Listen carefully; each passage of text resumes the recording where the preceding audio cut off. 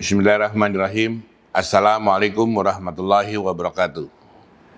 Yang saya hormati dan banggakan Ketua Umum Pimpinan Pusat GPII, Saudara Masri Ikoni, Ketua Bidang Ketenagakerjaan GPII, Saudara Zulfikar Fauzi, para narasumber webinar GPII, para peserta webinar GPII. Pertama-tama marilah kita panjatkan puji syukur kehadirat Allah Subhanahu wa taala karena atas rahmat dan karunia-Nya kita masih diberi kesempatan untuk bertemu dalam keadaan sehat walafiat.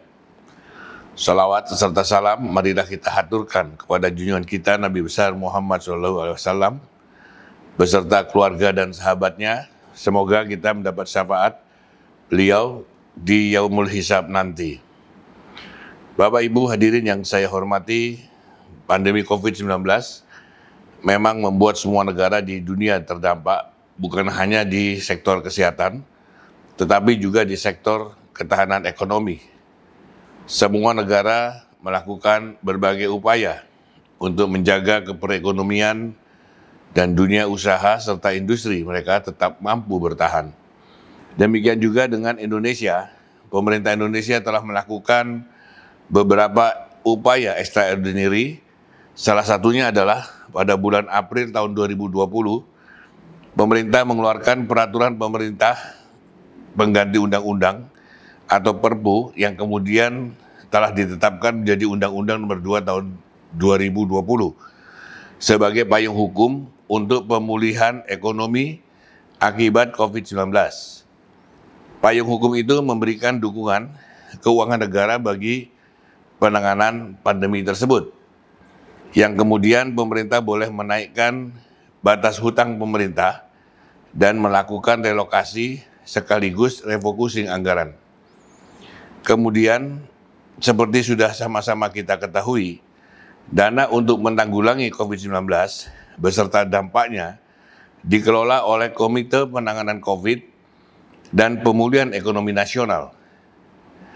Beberapa skema penanganan telah dibuat baik di sektor kesehatan maupun sektor sosial dan ekonomi, yang pada akhirnya kemarin kita lihat data dari pemerintah bahwa pertumbuhan ekonomi Indonesia di triwulan kedua mulai menangani peningkatan.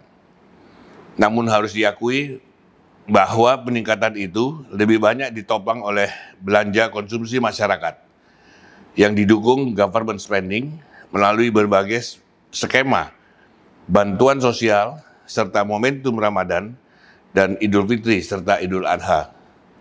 Sementara indikator ketahanan sektor perekonomian suatu negara harus dilihat dari sisi industri barang dan jasa. Salah satunya indikator Purchasing Manager Index di sektor manufaktur dan industri jasa lainnya. Karena hal itu akan menunjukkan kepada kita apakah mesin ekonomi di Indonesia berjalan. Sebab bila industri dan manufaktur berjalan, berarti supply chain juga berjalan. Kredit perbankan juga bergulir. Buruh tetap bekerja dan pasar tetap ada yang menyerap barang. Tentu yang berjalan jangan hanya industri farmasi dan digital saja, tetapi juga industri yang padat karya lainnya, termasuk sektor UMKM dan industri pariwisata yang banyak melibatkan tenaga kerja informal. Sebab bila yang terjadi sebaliknya, manufaktur dan industri berhenti, otomatis buruh berhenti kerja. Pilihannya cuma dua, buruh dirumahkan atau di PHK. Ini akan menimbulkan persoalan baru, yaitu persoalan sosial. Sementara para korban PHK pilihannya juga terbatas, merintis usaha skala mikro kecil atau menjadi pekerja sektor informal dengan beralih pekerjaan, salah satunya menjadi pengemudi ojek online. Tapi celakanya, kedua pilihan tersebut juga terdampak pandemi. Oleh karena itu, saat saya memimpin sidang bersama DPD RI dan DPR RI pada 16 Agustus lalu, saya singgung bagaimana beratnya pukulan yang dialami pelaku usaha UMKM. Karena UMKM yang mengandalkan transaksi langsung di pasar terkena imbas pembatasan sosial. Sementara marketplace melalui sejumlah unicorn lebih banyak diisi import dan hanya menjadikan anak bangsa kita sebagai dropshipper atau pedagang barang import yang membuka toko di marketplace tersebut. Bapak Ibu hadirin yang saya hormati, sebenarnya kembali kepada pilihan kita. Apakah akan menyelesaikan problem jangka pendek di sektor hilir atau sekaligus kita sebagai bangsa harus menyiapkan roadmap ketahanan ekonomi Indonesia untuk menyongsong era disrupsi yang akan mengubah pola hidup dan tatanan dunia global. Artinya, pekerjaan kita juga menyangkut persoalan di sektor hulu, bukan saja di sektor hilir. Lalu apa sebenarnya pekerjaan di sektor hulu itu? Pertama, kita harus memahami bahwa dunia dengan tatanan baru perlu dijawab dengan kesiapan kita secara fundamental dengan menentukan arah kemandirian dan kedaulatan bangsa sebagai bagian dari kesiapan kita menyongsong perubahan global dan tata dunia baru. Kedua, kita harus belajar dan mengambil hikmah dari pandemi COVID-19 yang dalam sekejap membuat ketahanan kita sebagai bangsa di beberapa sektor menjadi porak-poranda, termasuk ketahanan sektor ekonomi, padahal di depan mata masih ada ancaman serius bencana ekologi akibat perubahan iklim global. Karena itu kita harus melakukan koreksi atas kebijakan perekonomian nasional yang tertuang di dalam pasal 33 Undang-Undang Dasar 1945,